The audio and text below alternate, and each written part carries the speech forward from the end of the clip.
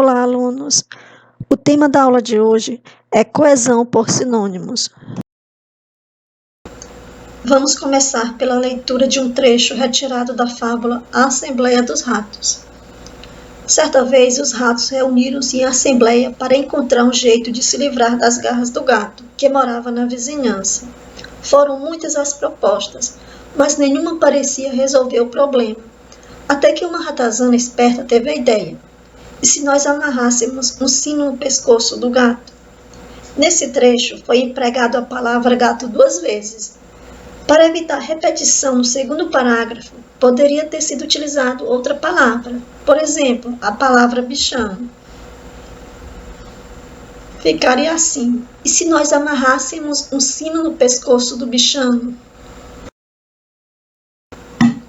Observe outros exemplos de substituição de uma palavra por outra de sentido semelhante. Vamos ler a primeira frase com a repetição. Carlos comprou um carro, agora com seu carro, ele leva os filhos à escola e vai trabalhar.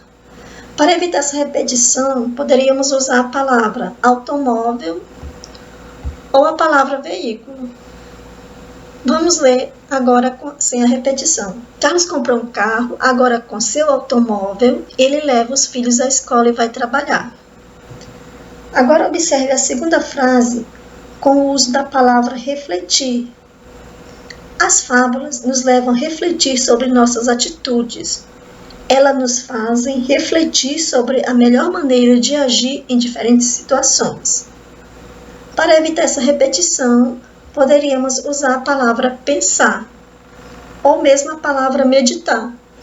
As fábulas nos levam a refletir sobre nossas atitudes, elas nos fazem pensar sobre a melhor maneira de agir em diferentes situações.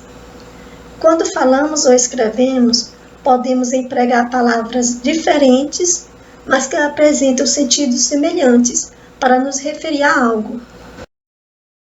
Nessa cena, para comunicar a ideia de beleza, a menina e o menino empregaram palavras diferentes, mas que apresentam sentidos semelhantes. A menina diz: "Que bonita história a professora contou hoje. Você não acha?" O menino responde: "Sim, foi uma bela história." Palavras como bonita e bela, que apresentam sentidos semelhantes, são chamadas de sinônimos. Agora veja 2 manchetes observando as palavras destacadas. Primeira manchete: obra completa de Jorge Amado é lançada com novas edições, livro inédito e eventos.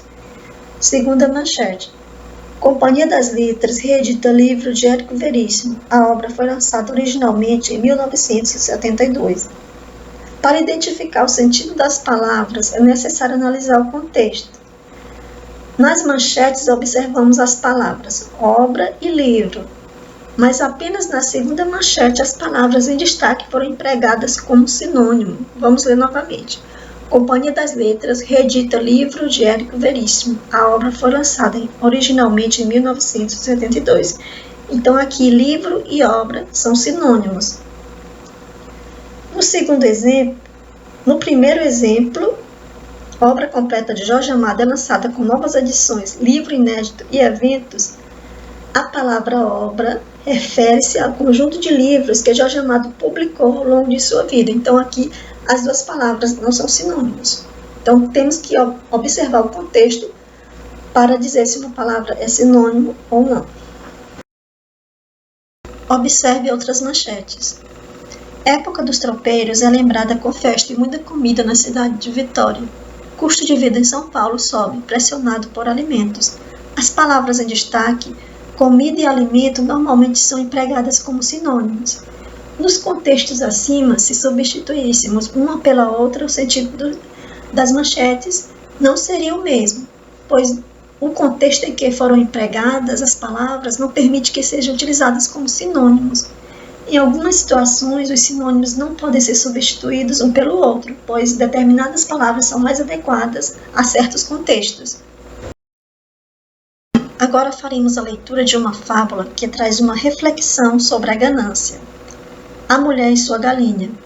Uma mulher viúva tinha uma galinha que botava um ovo por dia. Desejando que a galinha botasse 2 ovos por dia em vez de 1, resolveu dobrar a quantidade de cevada que ele dava. Com isso, a galinha ficou tão gorda, mas tão gorda, que nem mais um ovo por dia ela conseguia botar. A fábula mostra que quem quer demais acaba sem nada. Nessa fábula, a palavra galinha foi usada repetidamente. Nesse contexto, poderíamos usar outra palavra para evitar repetição. Por exemplo, a palavra ave.